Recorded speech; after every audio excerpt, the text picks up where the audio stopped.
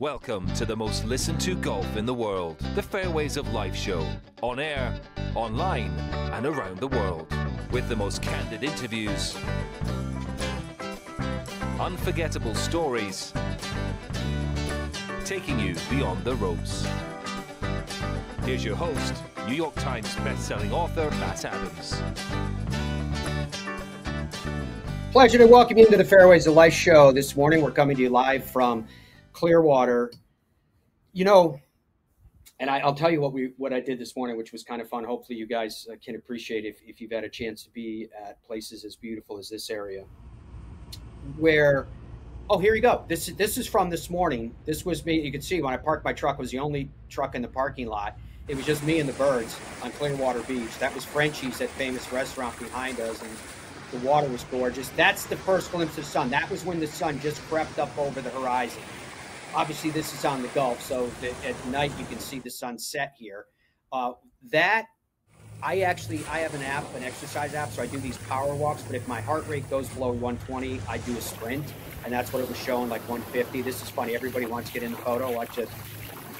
The birds were coming in there for their shot. There he is. So it was awesome this morning. It was a way to kind of chill out and get the day started so that Dom wouldn't be mad at me. I made sure that I set up all the equipment before I left for the beach. It's about 3.5 miles away from where we're sitting right now, and just got the day started with that. It was so cool and so much fun. And it's particularly head scratching to me when, you're covering, say, the Open or something, and you're on, the North Atlantic, or when I was in Southwest Ireland, the Atlantic Ocean, or depending on where you are, maybe it's the, English Channel. It just depends on what we're looking across at. And then you think, well, it's the same body of water, even though it wraps around the peninsula of Florida.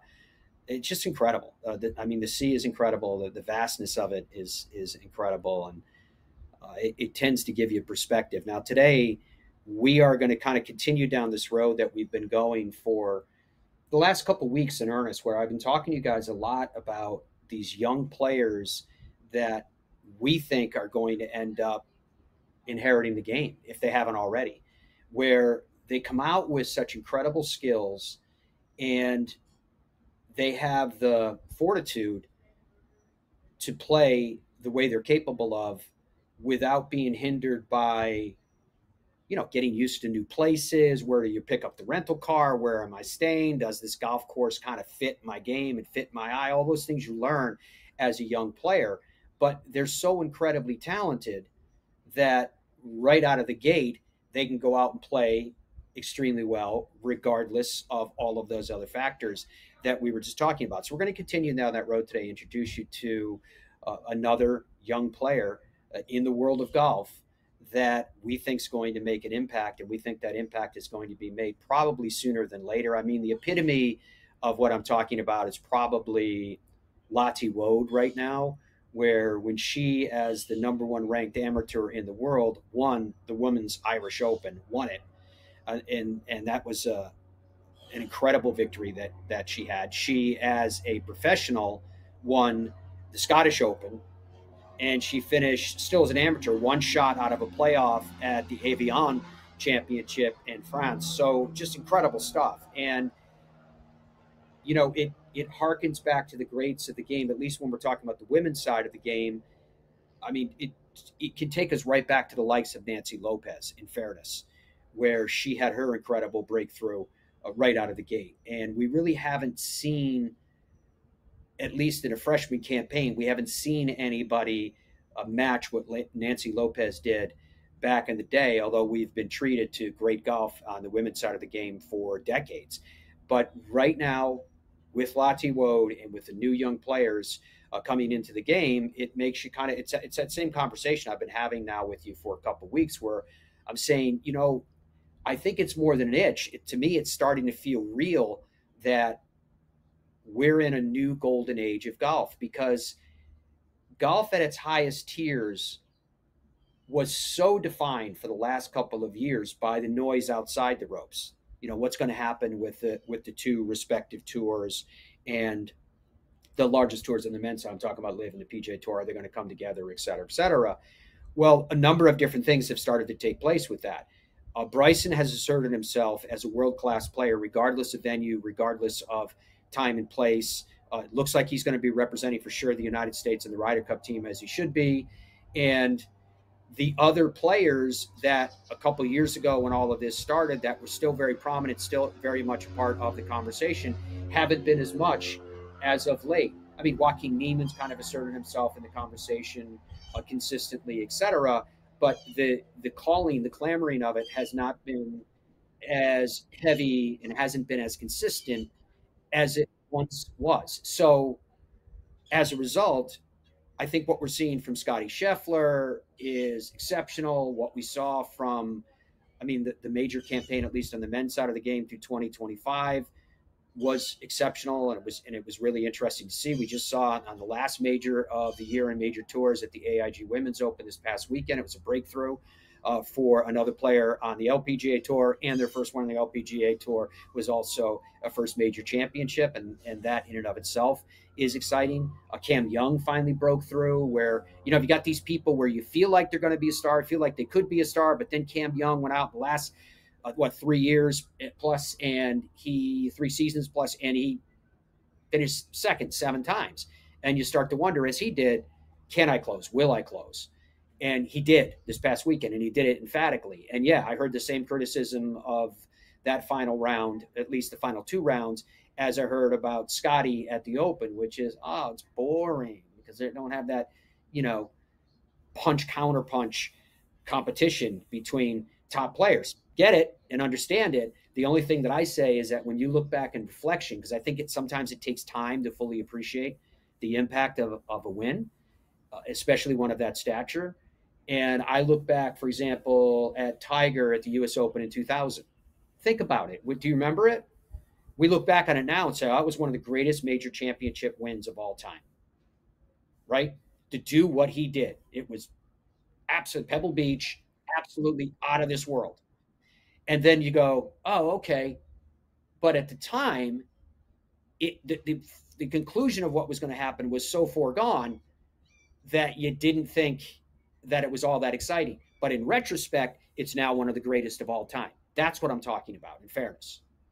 Now, this young player that I've been talking about, hinting about, and teasing you about in terms of starting with this morning, I'm super excited. Mirabel Ting is joining us. She, off a recent campaign as a collegiate, decided not to play her senior year at Florida State. So she turned professional in July. She collected her first professional victory this past weekend in Malaysia, where she won the event by 9 shots. She did play, though, 3 years at Florida State. She won medalist honors 7 times in college. She won the 2025 Annika Award. She was named the Ping WGCA Player of the Year and the ACC Golfer of the Year. She played on 24 and 25 U.S. Palmer Cup teams. She played in the Augusta National Women's Am twice. Her best finish was a tie for 8th in 2024. I guess it's 9 p.m. where she is joining us right now out in Malaysia. And we say good morning to Mirabel Ting. Mirabel, how are you? How is life for you now amongst the professional ranks? Good. I'm actually pretty excited. Didn't do well at the Avian, but it's an experience and learned a lot from that week. So yeah, it's been fun. How hard of a decision was it for you to decide if you were going to stay for one more year amongst the collegiate ranks or go professional? And why do you feel now is the time?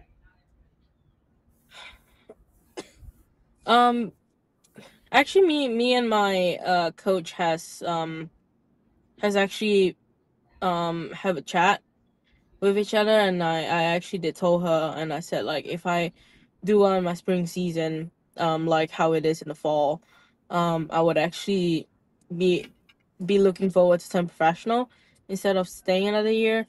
But I mean, it's a hard decision. I mean, I don't really want to leave FSU.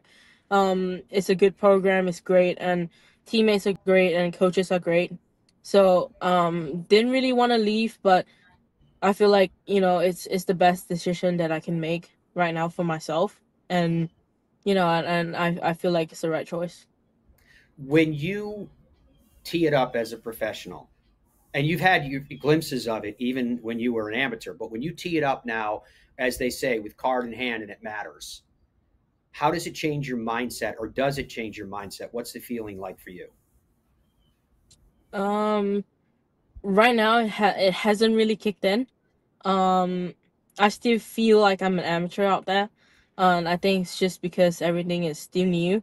Like I'm still trying to get used to it. I'm still trying to, book my travel by myself. But I do have people around me that are able to help me, like my agency, Fidelity, and my sisters with me as well. Like, I don't really have to do everything by myself, which I'm grateful for.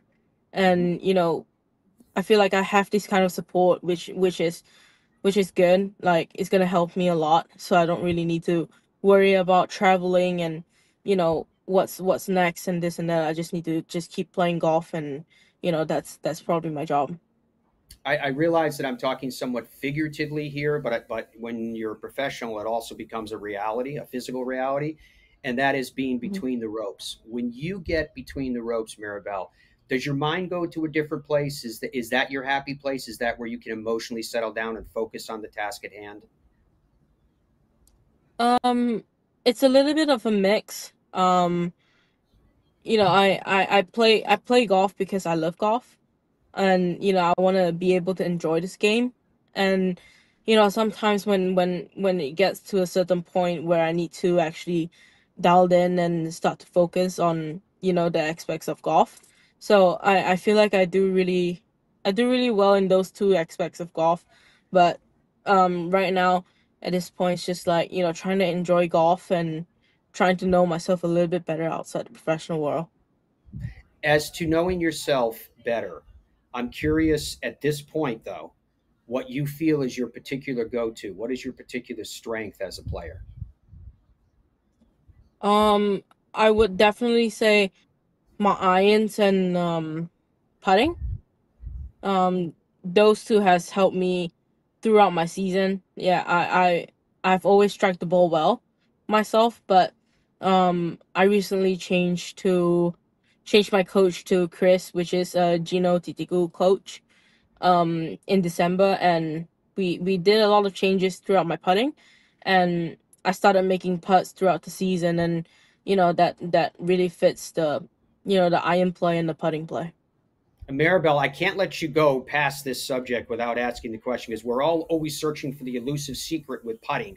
What did you work on? What did you discover with putting? What is it that's working for you right now? um for me it's just based on setup.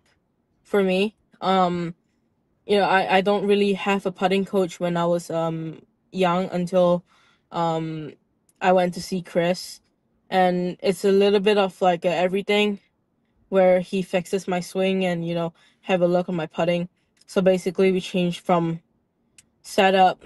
It was probably the most issue that I had in my game, and I've never thought about how much my putting setups is gonna help, and how much, like, how long my putter needs to be. Basically, I actually had a 33-inch putter, and my and Chris asked me to cut it down to 30.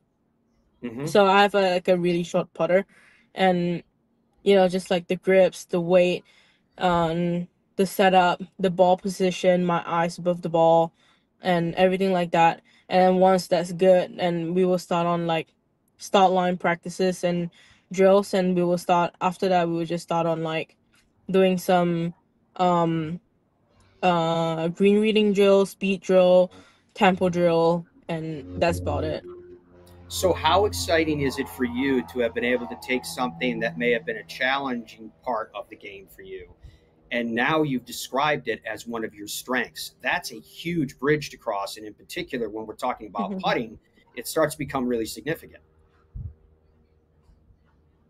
Well, I've always doubted with my putting since young, and I usually don't enjoy putting. I just don't like it. I don't find it fun because I don't know where to start, and I don't know what to practice. But after I met Chris, it's just like oh, I just suddenly love putting, and I just want to spend time on the putting green instead of going to the range.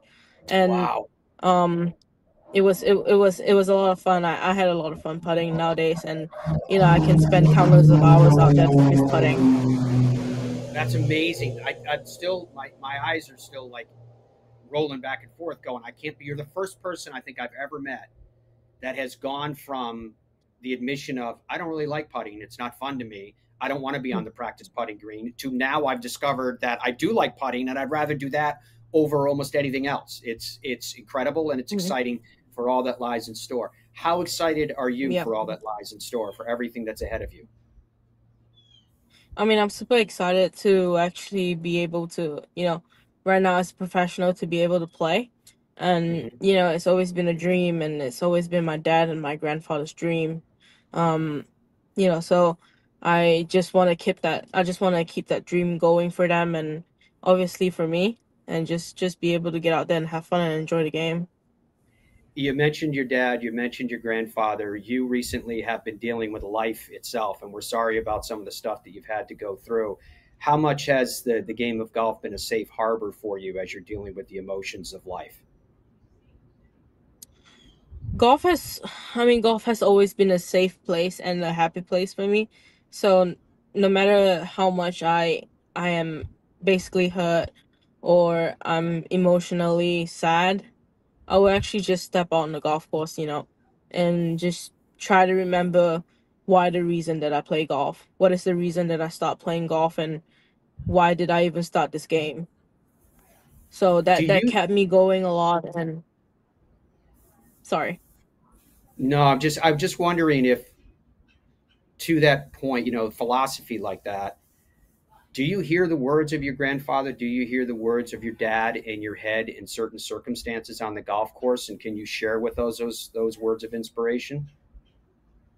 Well, well, not really, but I I just try to. I mean, I hear it during practice time. I don't really hear it on the golf course, but I hear it on like during practice time, like how much that my dad and my grandfather had spent with me during my practice time, and they will always be there to be like to say like, hey, get your work done, get some good practice in, and once the hour is done, just head home. So that kind of keep me focused, and that part is just like I just want to be able to do what I want to do on the practice time, and when it's done, I just want to just head home. To that point, am I reading you correctly that when you just want to head home, as you phrased it, after the practice time, do you leave the game behind you? Are you able to separate and compartmentalize? This is the work. I love my work. I'm a golfer. This is what I do. But when I leave the golf course, it's time for me to disconnect and engage in other things, other fun things, other ways to relax. Yeah, I mean, of course, like I used to not be able to do that. I used to struggle a lot with that. I just bring a lot of my golf game straight back at home. And I think that was when I was pretty young. And over the years, people has told me, I mean, coach, my sister, everyone has told me, they said once you're on the golf course, when you're practicing, you're allowed to think whatever you want regarding golf. And once you step out of the golf course and get home, it's that's it. He said no more thinking about golf. You should be able to rest yourself, and not trying to warn yourself out. And if you just keep continuing like thinking about the same thing even when you're in golf and at home, you're not going to enjoy golf as much. So that's what I felt like before, because I tend to hit it bad on the range, and I start to figure it out why, and keep trying to figure it out, and I couldn't figure it out, and I got frustrated, and I Mhm. couldn't go to sleep, I couldn't go to bed, and it was a struggle. So right now it's just like, oh, if I hit like it was just a bad practice, or I'm tired or whatever, I'll just be like, hey, I'm just gonna put it here, I'm gonna come back tomorrow, and when I head home I'm not gonna think about golf. So because what I realize is golf and life is life, that I can't juggle both golf and life at the same time, at the same hour, same minute, and the same day. And if I keep continuing to do that, I won't be able to enjoy golf. So thank God that I was able to just like completely stop it and kind of separate it from like the both of them. And I started to play better, and I could think better. That is so smart, and it's actually really incredibly mature that you have this perspective of separating golf is golf and life is life. You mentioned your agents, Fidelity Sports Marketing, a few moments ago, and that they're helping you balance both sides of that.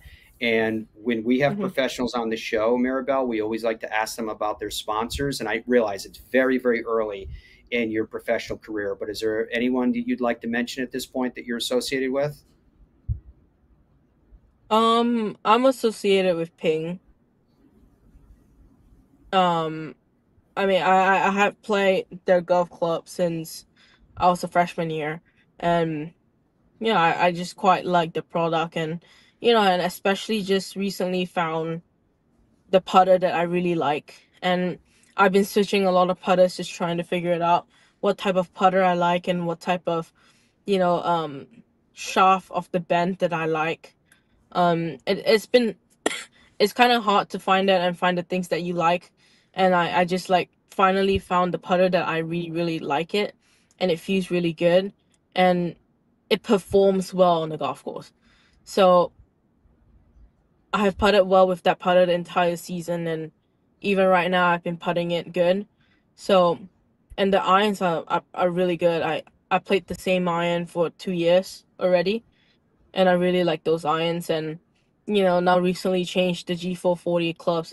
It's amazing. Awesome. What are you the most excited about right now? Heading off to Sweden for an LET event. Awesome. It Yeah, has been a delight. It's been a pleasure to be able to catch up with you. I know it's getting late there in Malaysia, so we thank you very much for your time today. And please know, thank you Mirabel, for we your wish time. you the very, very best going forward. Thank you. Thanks for joining us. All right, folks, we're going to be back with more of the Fairways of Life shows. I mentioned to you, that was great getting to meet her. That's what I'm talking about.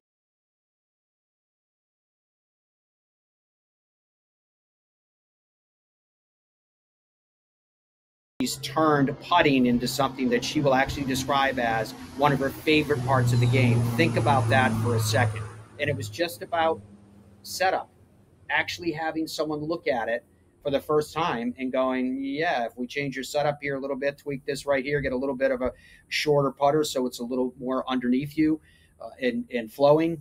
And now it's one of the strengths of her game. Very, very cool. And I have a feeling that Mirabel is one that we're going to be hearing a lot from going forward, as we heard a lot from when she was a collegiate player for so many reasons. Now, when we come back, I want to take you down a road that we haven't in some time, and that is the game of golf.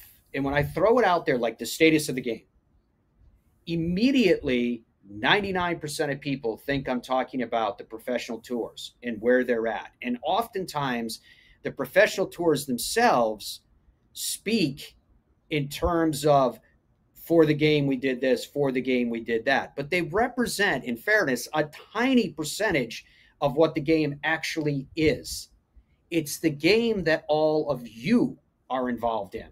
The other 99.99% that is far more important and defines the health of the game itself. And that is a direction and a discussion that we're going to have coming up here on the Fairways of Life show. Ben Hogan Golf is back. I know the name Ben Hogan is iconic. I know it represents so much, and Ben Hogan Golf Equipment in and of itself represents so much. And I know how proud you would be to be playing Ben Hogan Golf Equipment. All I'm going to tell you is log on to benhogangolf.com, benhogangolf.com, and prepare to have your mind blown at the variety of products that are available. The new PTX driver family, wood family, fairway metals, hybrids are absolutely amazing with cutting edge technology. The variety of irons that they have available, and there's far more than that. Wedges, putters, you name it, it's available at benhogangolf.com.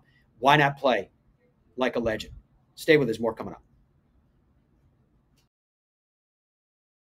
In a world-class field, when the wind howls and every shot demands everything. It takes skill, creativity, mental toughness, an unwavering trust in your equipment. In Scotland's fiercest conditions, Gotterup trusted his Tour BX with mindset. Because every shot counts, he chose Bridgestone. Congratulations, Chris Gotterup. Bridgestone Golf, the #1 ball fitter in golf. FlightScope Mevo Plus is the ultimate indoor and outdoor golf launch monitor and simulator. It gives you the club and ball data you need with the accuracy you demand. Mevo Plus comes with ownership of simulated golf courses for you to play and practice at home. Mevo Plus is an essential golf partner to help you improve and understand your game better. Put more purpose in your practice. To learn more and get your Mevo Plus, shop now at flightscope.com. Golfers today are a different breed. Who? Me? We see the game in a different way. We all have our own styles. We swing our own swing. But we have one thing in common. We are all about the details. Introducing the Revel line of grips from Superstroke. With 3 distinct offerings to choose from, the Revel is in the details. Our journey began with a simple yet powerful vision to provide the world with the highest quality Virginia-type peanuts. The Hubbard Peanut Company, where quality and tradition meet to create an unforgettable experience. Visit hubspeanuts.com to explore our full range of products and place your order today.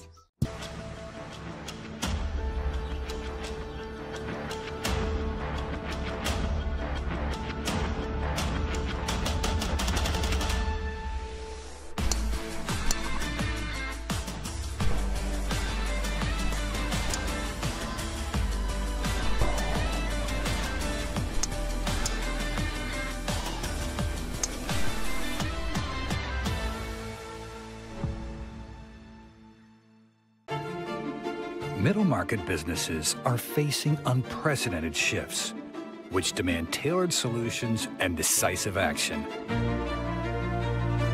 RSM stands as the unwavering leader of the middle market, empowering you to take charge of change and conquer this era of transformation. RSM. Experience the power of being understood.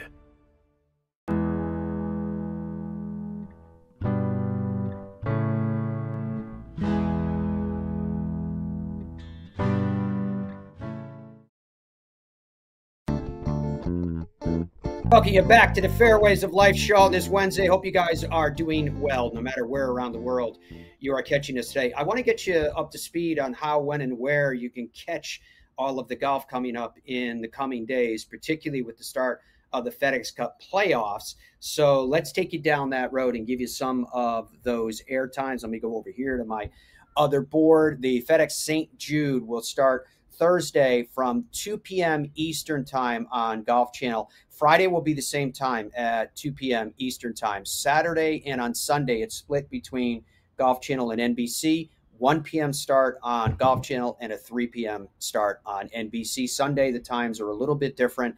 On Sunday, the FedEx St Jude Championship starts at noon on Golf Channel and at 2 p.m. on NBC. As to PGA Tour Live, which you can catch on ESPN+, Thursday, Friday, Saturday, and Sunday, the 4 feeds. The kickoff is at 8 a.m. Eastern time each of those 4 days. As to the radio side, the FedEx Cup playoffs, Thursday, Friday, it will start at noon Eastern time. Saturday and Sunday, the radio side starts at 1 p.m. Eastern time, respectively. All right, so you've heard us talk about this time of year in particular. I mean, it always matters. Golf, as they say, is a game of numbers. I know the cliche, but it becomes so acute at this time of year because think about the different numbers that you have. You have the numbers of significance for the best of the best, and that's the 30, say, in the Tour Championship because it's on the immediate horizon. I would dare say the number that's even more important before you get to that would be the top 50, because the top 50 in the FedEx Cup points are those that are going to earn their way, guaranteed pathway set for 2026 in the signature events. The signature events are important because the purses are larger, and as a result, FedEx Cup points are larger. So, for example, if you took someone like Ricky Fowler, he got sponsors exemptions into 6 of the 8 signature events. So he already is starting out ahead of the rest of the pack because he's going to get more FedEx Cup points in those 6 events, which have no cut. Right? So that's what I'm talking about. Gary Woodland kind of benefited from the same thing. 2 players that are very popular, very beloved, and the sponsors are like, no, we really want to have them there. So as a result, it kind of gave them an advantage. The other number, of course, is the 70, which we're going to see take into effect this week with those times that I just gave you for the FedEx St Jude Championship. And then, of course, it's the 100, which we spent a lot of time, particularly in yesterday's show, talking about the importance of staying inside that number because that keeps your job. It had been 125, and then it got moved down to 100 this year. And with moving down to 100 this year, that also means that it's the largest reduction since the All-Exempt Tour started back in 1983. So it's real significance in terms of what's happening in 2025 around the game of golf and around the PGA Tour at least. And I remember when Peter Malnati was on with us, and I said to Peter, do you feel like you owe anything to live? And he said, I'm paraphrasing all of this, and he said, yes, 100%, because they were the reason that huge changes have been made, and we're continuing to see that. So from that standpoint, the game has gotten better if you like this structure where kind of it's focused on the stars on the PGA Tour, but in the in-between weeks, the fields are getting better, particularly towards the end of the year where players were kind of under the gun. So even though I would have liked to have seen larger fields than 70 to 80, I would have liked to see it go to like 120 with a cut, even if the cut is 30 or 40 players, instead of being so exclusive. But the ratings are up across the board, and it's really been working. So from that standpoint, we can have discussions and debates about what's better or what's worse, but there you have it. The other thing that we talked about right before we went to the break was so much over the last couple of years, the discussions about the game of golf has really centered on what's going on with the top professional tours and the on-again, off-again seemingly discussions, relationships, possibilities. Started out as a flat-out battle, then it was, no, we're coming together. Now it's not, we're not sure, but we don't have a tremendous amount of information. As they told us, they're not going to negotiate in a public forum between LIV and the PGA Tour. As a person that came from the golf equipment side of the game and the green grass side of the game, managing golf courses, it's always been a little bit frustrating to me that somehow the message can be lost on a mass media platform that the game of golf is defined by what happens on the professional tours. And I can tell you it isn't. 99.99% of the game is outside of that circle. It's all of you. You guys determine the true health of the game. And what's happening in the game right now is absolutely exceptional. And there is no doubt about that. Jay Caron is joining us. He's the CEO of the National Golf Course Owners Association. And I've been trying to get Jay on the show for some time to match up our schedules, because I think it's important to hear from someone of Jay's stature so that we get that balancing conversation in terms of where the game's going. So with that, I say good morning, Jay. Nice to see you. How are things in your world? Hey, Matt, it's great to see you. I love that intro, that the golf industry, the center of the universe seems to be what's happening on television and all of that. But and I affectionately call that golf Hollywood, by the way. And because this is a $102 billion industry, and the enormous lion's share of that centers around the golf course and the 15,000 golf courses in the United States. And that's we're lucky to have a game where the fans are also the economic engine of this entire game. It's not like NASCAR, if you will. It's very, very different. It's 15,000 courses that are doing so well right now over the past 5 years. But we need Golf Hollywood too, because it's a source of fuel of excitement and enthusiasm for the game in so many ways. So it's very symbiotic. But I appreciate how you teed that up, because the golf course and the golfers are really the whole universe of golf. Yeah. Yeah, and what Jay was just telling you folks is that 100 billion with a B plus is direct economic impact of the golf industry on the U.S. economy. The indirect is more than double that, and that comes in travel and all these other different areas. So, Jay, let's talk about that for a second. As if you were addressing a member of Congress that you have done many times. We actually have video of you addressing Congress in the highest corridors of power in the United States to make people understand how important the game of golf is in every way, but in particular as that economic engine in the United States. Could you fill us in on some of the details of who golf is today so people can know? Sure. And we've been going to Capitol Hill for about 15 years now, telling golf's story. And Matt, you've been there too. You've interviewed us on site there at National Golf Day. And, the beautiful thing is that we've gone from storytelling now to engagement with our elected officials. They know who we are, and we have fans and supporters in Congress for the game and the business of golf. So to see that tide change over time has been very gratifying. But we do go to the Hill to talk about the goodness of golf, that we employ 2 million people. The $102 billion, economy that you talked about, that we have good stewards of land and water and air. And that's a perception story that we have to change in Congress, because if you don't know golf, you may think negatively about the use of land and water and all of that. And so and the truth underneath that should be what the perception really is. And so we always have our work cut out for us in Capitol Hill, especially as people get reelected, to tell the story of golf and what we contribute to the golf economy. Because there are threats and alligators and dragons that we have to slay that coming down from Capitol Hill, whether it's on taxation issues, EPA regulations.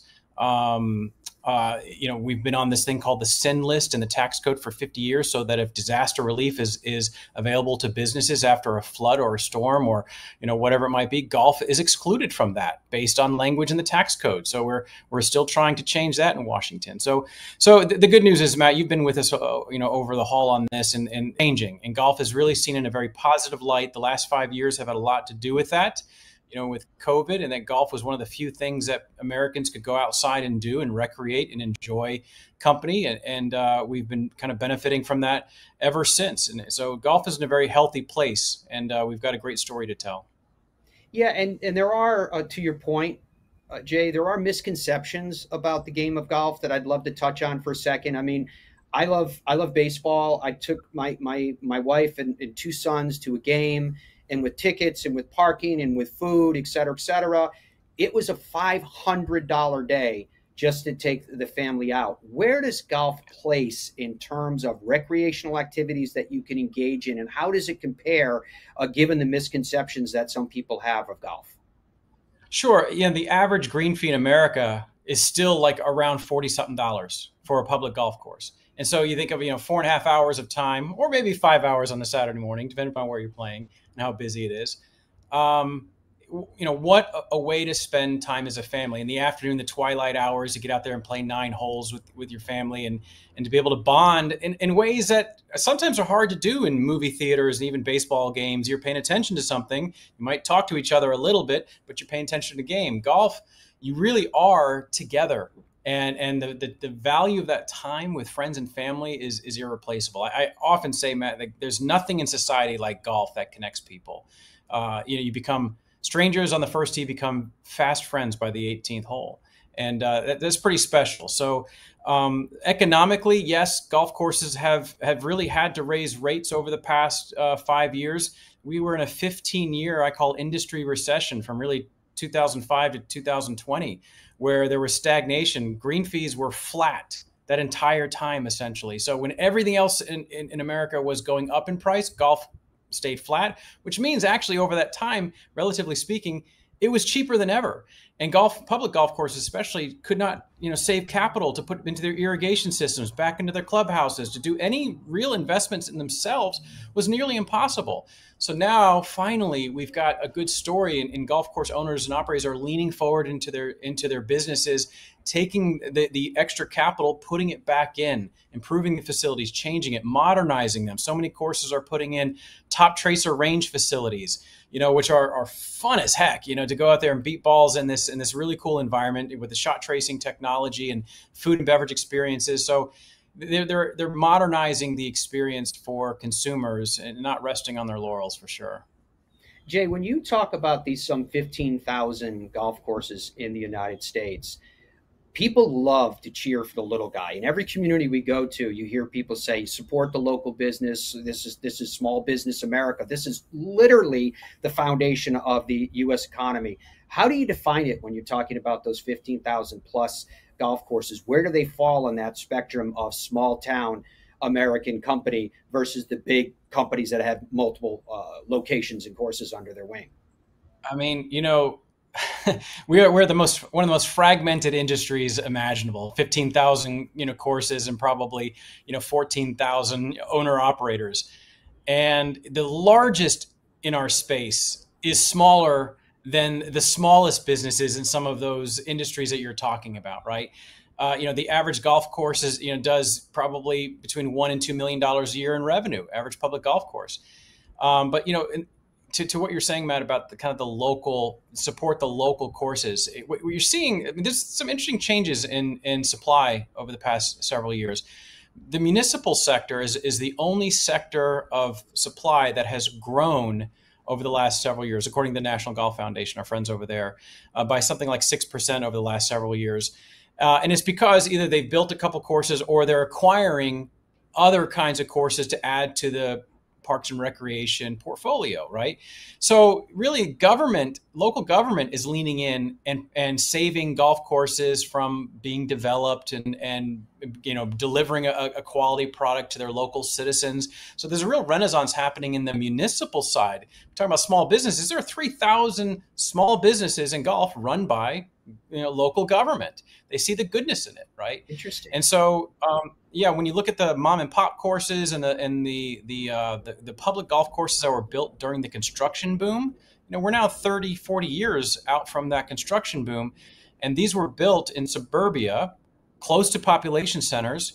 And as my friend Joe Bedditz, the NGF, used to say, the dirt is worth more than the grass. And so when you look at the future trend supply of supply in America, what concerns me is the survivability of the privately owned public golf course down in the next generation, because they're ripe for development when it might be worth $3 million as a golf course, but it might be worth $30 million to a developer, and they'll be willing to pay for that. And so I'm concerned about kind of the future of daily fee affordable golf and the supply in America when we look at the next 50 years.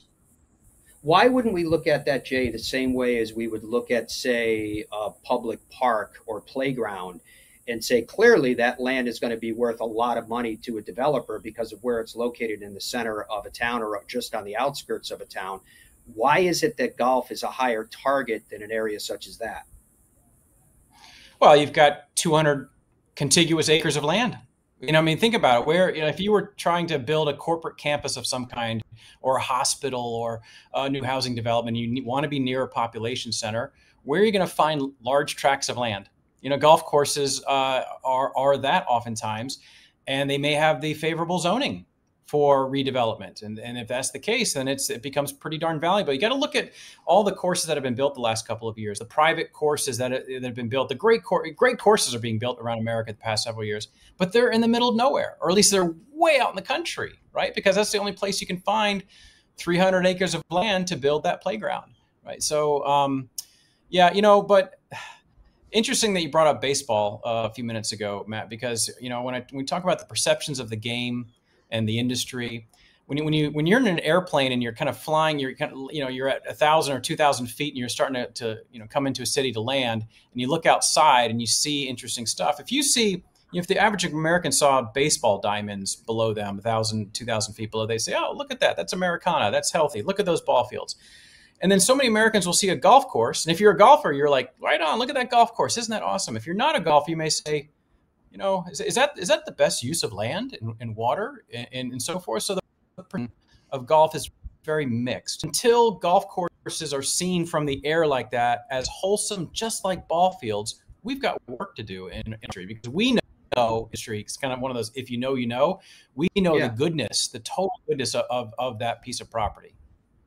Yeah, well, let's go down that road for a second and give you an opportunity to speak to those virtues, because I think that's an important point for people to understand. From a land use standpoint, the impact of a golf course is actually better than some remarkable other areas. And sometimes people have gotten upset with me over the years when I talk about runoff, et cetera, that you're going to get more from it through an agricultural use. And I don't have any problem with the farms whatsoever. What I'm trying to do is show you on a scale of what a golf course means to the environment is far better as one who is looking after and making sure the environment is long-term healthy than many people think. Can you speak to that virtue? Yeah, this is a tough one, because this is where values come into conflict, right? You know, and everybody's got pretty virtuous values that they're trying to bring to the table when they look at land use. Let's look at California. A couple of years ago, an assembly person in California tried introducing a bill that would offer financial incentive to municipalities that had golf courses to convert their golf courses into affordable housing, right? I mean, you gotta admit there's an affordable housing crisis in America in many places. So people want to solve for that. You got to sympathize with that. But when you look at golf, and it's just redevelop that land. Well, in this case, in Los Angeles County, the only public golf courses to speak of courses. So if you turned the golf courses into affordable housing, which is its own ball of wax, then public golf disappears in Los Angeles County completely. And then you're talking about what's the environmental impact of whatever is being built to replace that, right? There's the human impact, environmental impact. Let's talk about that argument today, Matt. It's a very complicated one, but at the end of the day, it's those that take a closer look at golf and its use and its community impact, its neutral or sometimes even positive impact on the environment between habitat preservation and like filtration, the natural of turf grass and the oxygen, the oxygen that it creates and so forth. There's so much good about it, but we've got storytelling to do to try to change that perception. Yeah, and in fairness, when you start to look at the impact, and now I'm talking about the social impact, the socioeconomic impact that golf can play with programs such as the First Tee and many, many others that are introducing young people to the virtues of the game, to the virtues of getting out and getting exercise and getting sunshine and socializing with other people, et cetera, et cetera, et cetera. They go on and on and on. There is grounds that we can have this discussion that goes beyond the virtues of what a golf course means as an open space use for people. And it brings me kind of back to what you talked about, the year 2020 as that bookend on this side of saying, our stagnation economically from the standpoint of what should be charged for the service that is provided. Really, 2020 was that demarcation. Obviously, we know it was because of COVID. And what I'm curious is when everything spiked during COVID, post-COVID, and all these virtues people started to discover in the game of golf, and all of a sudden, you look on it even on social media now, golf is cool again, right? And a lot of young people are engaged in it and playing it and trying it in whatever form and fashion that to me, anytime and any place that you hold a club in hand, you're playing the game of golf. And I love that the game has all these different facets and that it's aspirational, that regardless of where you start, people want to go out to the green grass golf course too. All of that is fun. All of that is great. You talked about it with the new and exciting simulators and hitting bays and all these different areas that they have. But my question is when it was surging through COVID, and you're watching all this, Jay, did you think it was going to last? Were you convinced that where we're at with golf now, that threshold that we crossed through, that people discovered, were you convinced that it was going to ramp up and stay up? And how has that impacted the industry for you? Great question.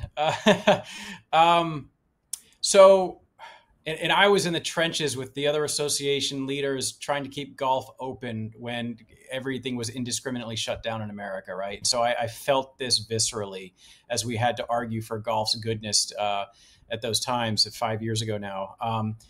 I got to tell you this, though. I'm always cautiously optimistic about things, right? I'm right brain, left brain. I see the good, I see the bad, and as I analyze things as an executive, and it's a great question because I felt pretty bullish about our chances that this was going to stick around. And here's why.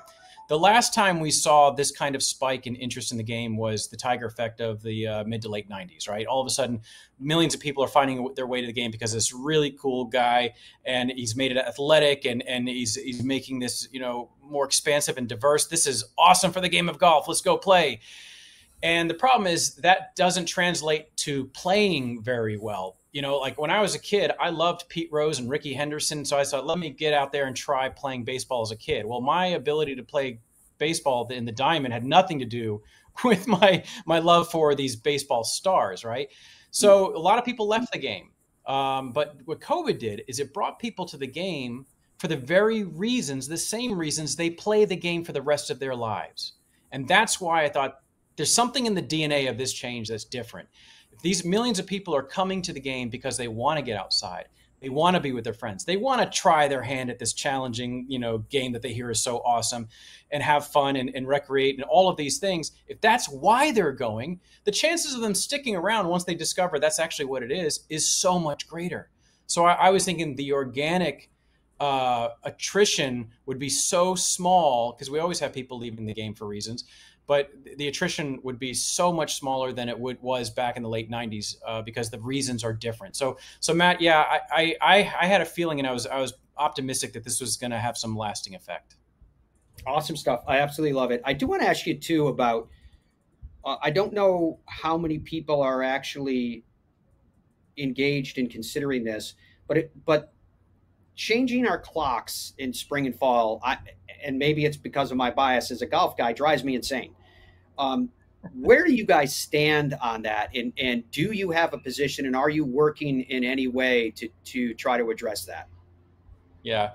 So we got called early this spring from Senator Ted Cruz's office. He showed that footage earlier, to testify at the Commerce and Transportation and Science Committee meeting, where he was holding a hearing about this, because there are serious opinions on either side whether we should make it permanent daylight saving time, permanent standard time, or status quo. But there's definitely an opinion to lock the clock, as there's a movement called just lock the clock, choose a side, so we can stop doing this ridiculous, ritual of changing the clocks twice a year. So we surveyed the golf industry to understand sentiment. We looked at economic impact of what either would be permanent daylight saving time or permanent standard time. And we had some pretty compelling data. Now, I got to tell you, the industry is not in full consensus about this, but the sentiment is pretty strong to make daylight saving time permanent. If Congress was to say, we're going to pick a side here, then the side that the golf industry by and large is in favor of is permanent daylight saving time. And that would basically mean from November to March, when we fall back, that we would no longer fall back, and that the sun would be aligned more with recreational hours than sleeping hours, right? And so basically keeping those afternoon sun hours and giving people a chance to get outside and recreate. And there's an economic case here too, Matt. We had to talk about. There's the health case for sure. People getting outside, recreating. You can make all of the health cases for that. The exercise and social aspect of this is so good for people to fight depression, obesity, and all of these things. But the economic case was very compelling too. That if we went to permanent standard time and basically the sun set earlier between March and November, we would lose at least $2 billion in the golf economy, because those precious afternoon rounds, which actually demand higher rates on the tee sheet over the course of the week, we would see this economic burden that we would have to bear, and that was not something that we were going to advocate for. But there are a lot of golf courses, Matt, that like the downtime in the winter. So when we change the clocks and all that, they like giving their teams a little bit more downtime in the winter. They're seasonal businesses, and so they're okay with that. So it's why it's not 100% consensus, but about 2/3 of golf courses report that they would like daylight saving time made permanent. About 25% or so said kind of status quo, leave it as it is. And about 6 or 7% said permanent standard time. And those that like permanent standard time, they probably have an inordinate number of seniors playing very early in the morning, maybe so they can get to their 11 o'clock, canasta game. I don't know, but they don't want to disrupt that schedule. In the Sun Belt in the winter, teeing off at 6 or 7 a.m. is a good thing. If the clock changed and so that's the sun rose a little bit later on the clock that day, it would shift things for them. But by and large, that's kind of where we came out at. And I was fortunate to kind of represent golf and tell our story alongside the medical industry and the traffic and transportation industry there on Capitol Hill. It was a privilege. We don't know where they're going to land. I have a feeling that they're not going to land on one or the other. But if they do, I think I sense a favoritism toward daylight saving time. Well, my fingers are crossed that happens. I know from I go back to my days on the golf course side, and as we got the weather started to shift over the years. I can remember back in the day, Jay, we had a guy come in and say, I want to book October 31st. And I was in Newport, Rhode Island, the last course that I managed. I was in Newport, Rhode Island. He wanted to book October 31st for like the next decade for this collegiate, future collegiate events. And, we're sitting back with one hand over the other going, yeah, no problem at all. And I remember the first couple times they held their event, there were snow flurries in the air. By the time we got about only a decade out, it was 72 degrees, 65 to 72, absolutely gorgeous. And as we went into October and November, sometimes the weather was so perfect, we wished we had that little bit more sunlight, a little bit longer days if possible, just so that we could keep the golf rolling and keep a little more revenue coming in, to tell you the truth, and because it was a time for us shortly thereafter that we were going to be tucked in under a bed of warm snow. And that's just the way it goes. Jay, you have been awesome today. I'm sure you're sensing it. I'm sure your diary is backing up, because I kept you a lot longer than what we expected, or you probably expected, because this conversation is fascinating to me. And I think it's so important. And I think it's so important that people know what's going on in terms of how it impacts them, and who the National Golf Course Owners Association is, and the critical role that you play. Can I end it with this question then, if you would allow? What are you, as the CEO, what are you most excited about right now? When I look at the game of golf, what I'm most excited about is the cultural changes that are happening, the vibe that is changing, right? That the golfers themselves, through social media and other channels and vehicles, are basically changing the culture from aspirational and elite to aspirational and accessible. That's a huge difference, right? Yes. And I like what's happening there. And it kind of shows you that who's in control of the golf culture, who's the most impactful on the golf culture. It's the golfers themselves now. Social media has changed that.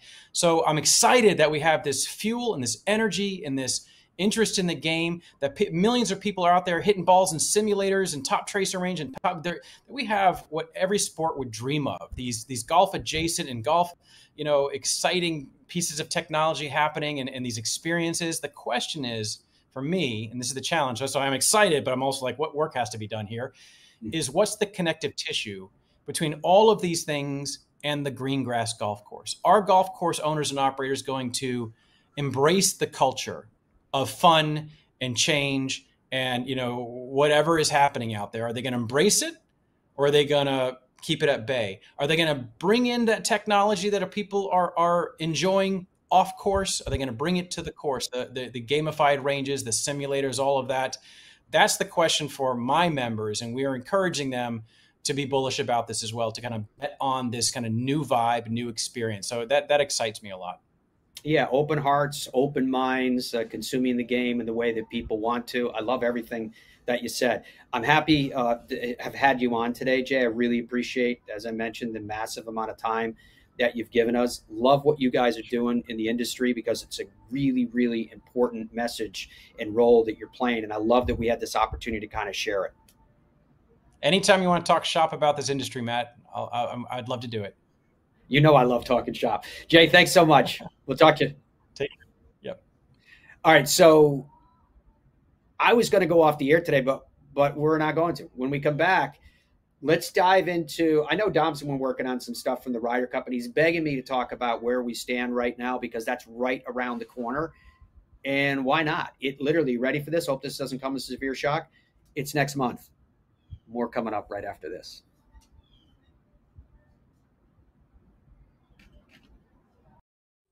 In Ireland, golf is more than just a game.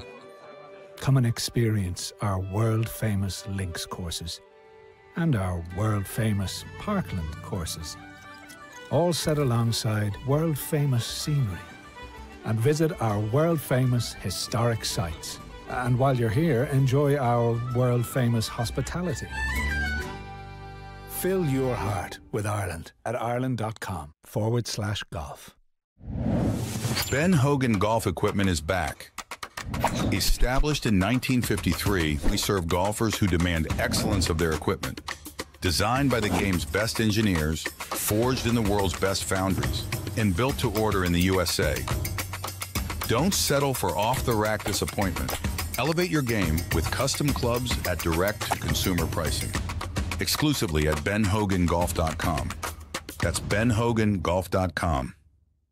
PXG is proud of our nation's heroes, like past and present military, law enforcement, firefighters, EMTs, nurses, and teachers. And it's no secret we give special pricing to all of our hero customers. It's also no secret that times are tough. And in our book, that makes everybody a hero. So now through August 31st, everybody qualifies for special heroes pricing on select clubs. Visit PXG.com now to learn more. PXG, you've never played like this before.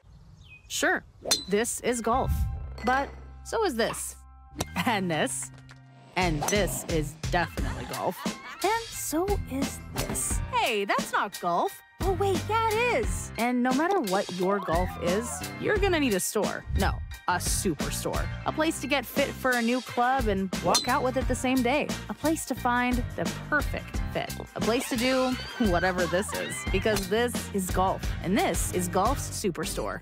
What would your ultimate golf experience be like? Just you and a friend? Or would you round up some buddies for a foursome? Just one day? Or an entire week? There's a good chance your ultimate golf experience could be Michigan's magnificent 10. 10 incredible courses set among 3 remarkable resorts. See for yourself. Book your ultimate golf experience today.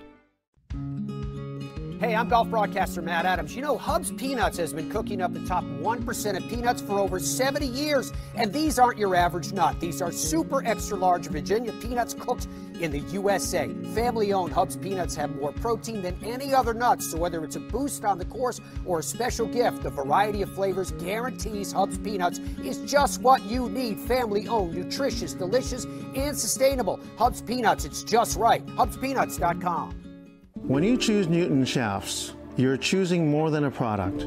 You're choosing innovation, pride, and excellence right here in America. We pay attention to the minutest of details, and you can feel that in the performance of our shafts.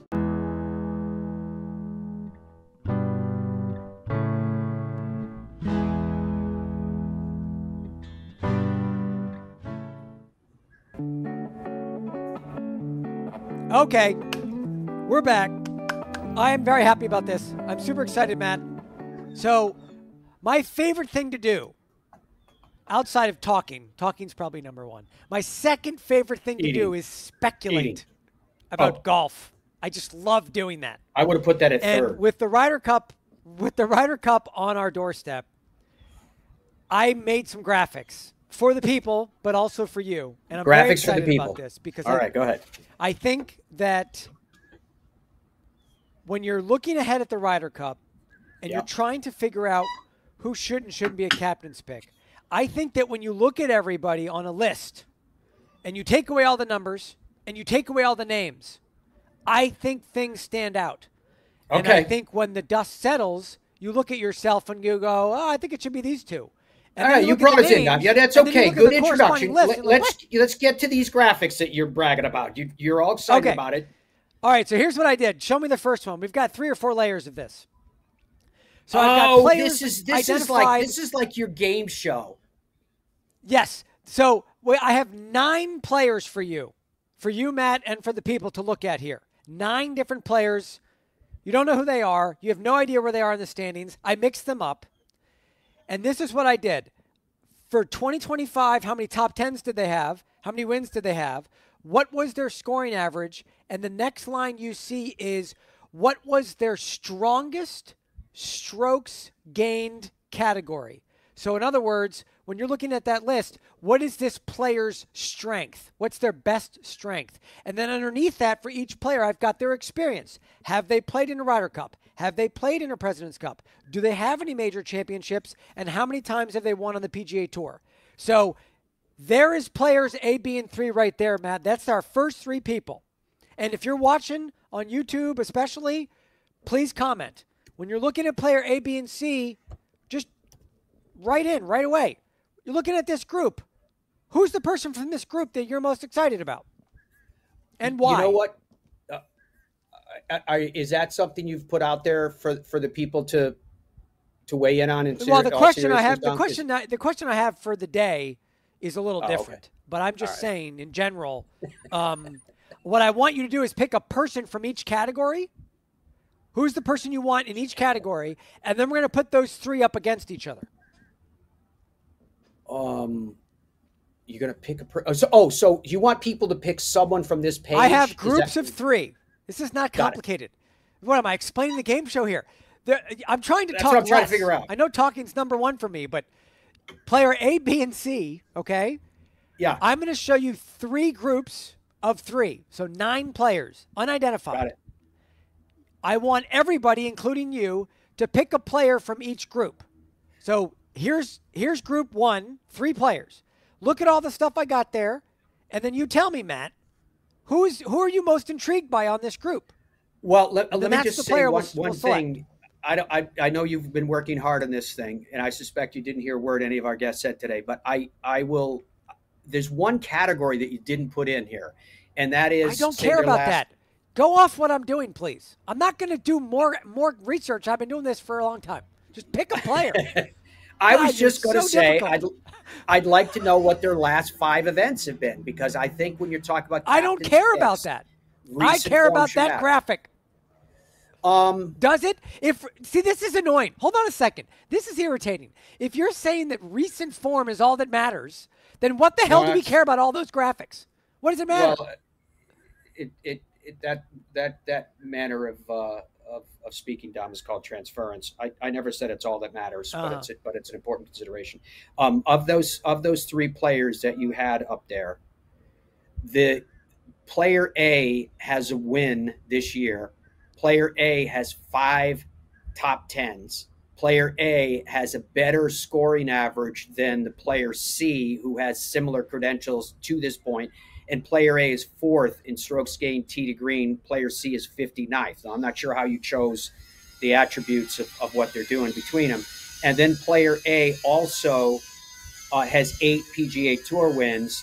Player A has a major championship to their credit. Player A has been on 2 Ryder Cup teams and 2 President's Cup teams. So based upon my opinion, based upon the 3 players that are laid out before me, I would have to go with player A. Okay, player A. I've made a note. Andrew, next graphic. All right. D, E, and F. Have a look, see. What do we think? Let's see. I'm going to let Matt read through this, and I'm going to read it to the people as he's reading through it. So you've got player D, who's got a win this year. You got 4 top 10s. Player E has no wins and 3 top 10s. Player F has a win in 5 top 10s. And you look at the strokes gained categories, that there is their big strength on the bottom there. Player E is 10th in strokes gained total. Player F is 6th in strokes gained putting. And then if you look at the experience there, ironically, I think the strength of D and F, statistically, they look stronger. But player E in the middle there has got a lot more experience, more wins, Ryder Cups, President's Cups. If you're taking player D or F, which are stronger statistically, and you can make a stronger argument for them this year, those 2 players essentially have very little experience, if any. Yeah, again, where you were mocking me for what I was saying in terms of current form, it would play into those top 10s. When did those top 10s take place? The more recent, the more valuable is. Top 10 should be a top 10, should be a top 10, right? But no, it's more valuable when it gets closer to the Ryder Cup because it shows current form. Player F is 130th in scoring average, which is frightening, but 6th in strokes gained putting. And 6th in strokes gained putting is really important when we're talking about a Ryder Cup. So I'm split between player E and player F in this regard, but I think I'm going to take a flyer because of that incredibly strong performance in that one area and say player F. Okay, player F. Got it. Andrew, next crop. G, H, and I. So I'll do the same thing here while Matt can look this over a little bit, and you people watching can do the same. Player G has got no wins this year, 4 top 10s. Player H, no wins, 5 top 10s. Player I has a win and 3 top 10s. And you can see there the strengths of each player on the bottom with their strokes gain numbers and where that's sort of their best, right? So player H is 19th in strokes gained tee to green, and player I is 7th in strokes gained tee to green. But Matt was just talking about the last player he chose. Player F was so good at strokes gained putting. Player G is 3rd in strokes gained putting on the PGA Tour, which I would think would have some pretty heavy value. And then there you see the experience on the bottom. The player in the middle, who's statistically the least impressive, has a major championship to their credit and a nice collection of wins there. And player G has got some experience in the cups and 5 wins, but again, no majors there. And then player I is obviously the least experienced of the group. But again, statistically is relatively strong. I think personally, Matt, this crop of players is the most difficult to select from. I think you could make a very reasonable argument for all 3 of these players. Yeah, I would agree with that. The player I has a win this year, and I think wins this year matter. Again, when that win came would have been good information, but I realized why you didn't put down when a player had a win, because it would identify the player pretty quickly. So based upon the 4 top 10s, based upon the 2 categories that we're able to see a tiny glimpse of performance in 3rd in strokes gained putting, 5 PGA Tour wins overall shows that this player can compete in the heat and has represented the United States on 3 various teams. I'm going to have to go with player G. So you're a player G. All right, Andrew, I want you to make a graphic with A, F, and G. Put those 3 in there. You can come back to us while you're doing that. So put Matt's 3 choices up on that in one single graphic for me, so we can look at the 3 players that he selected. One of my thoughts while Andrew's building that, and it was the question of the day, is do you think that one of the captain's picks is going to come out of the PGA Tour playoffs exclusively? Do you think that one of the picks is just going to be a player who plays amazing this week in Memphis and then plays really good at the BMW and or wins, and that person's on the team regardless of everything else we're talking about and wherever the hell they are in the standings? Are you asking me that, or are you telling me what the people have said? I can do both. You want to know what the people said? I can tell you that too, but I'm asking you, do you think a player's just going to come out of the playoffs? No. Regardless of all the crap we're talking about? No. Not unless that player, okay. For example, like Cameron Young, who won last week, if he has to win at least one more time, I think, to get anybody's attention, and then he has to play extremely well in the other 2 events. So it's possible, but in terms of weighing the averages of possibility, no.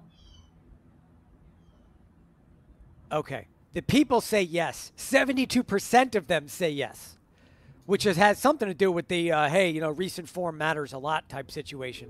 Which it comes down to it'd be a different question if you said, do you want to see this happen?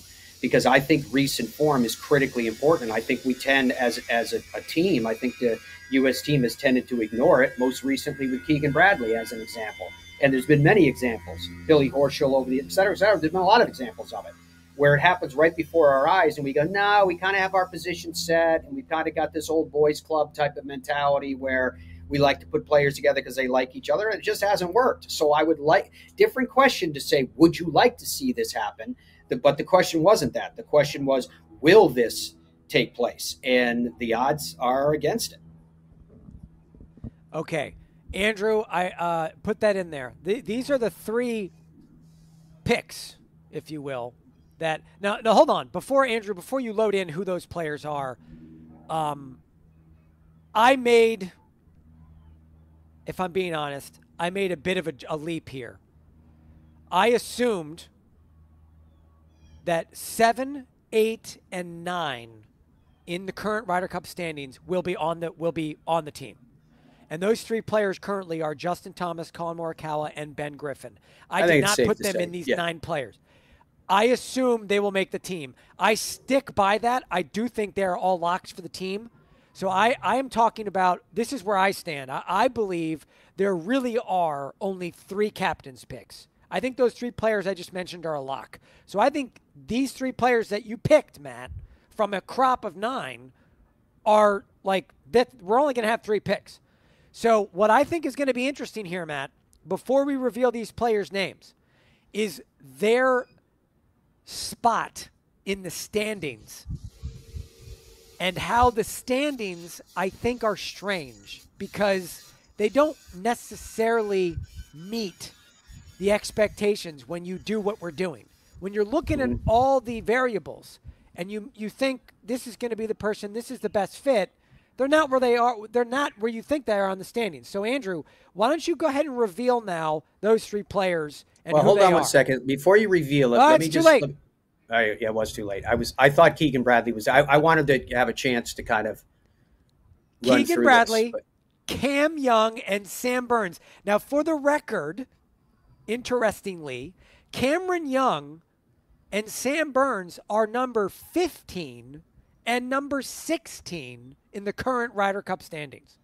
So here are some names that we are not on this list who are in front of these players. Maverick McNeely, Brian Harmon, Andrew Novak, Patrick Cantlay. These are all players we skipped over to pick these players, or for you to pick these players. So here's Andrew put the names in all the graphics now, as you can see who's who. But I just thought this was a very interesting exercise, Matt. Yeah, I think it's pretty fascinating, to tell you the truth. And as we were talking about, there's time left for these players to prove themselves. And to your point of, can it come from someone that does something over the next few weeks? I think it means something. I agree with you that Justin Thomas, Colin Morikawa, Ben Griffin are pretty much locks. That's 7, 8, and 9 on the list. Keegan Bradley is number 10 on the list. And I think right now he's somewhere between 70 to 80% a lock. So that leaves 2 spots. And the people that are currently in those spots, being 11 and 12 is what I mean by that, Maverick McNeely and Brian Harmon.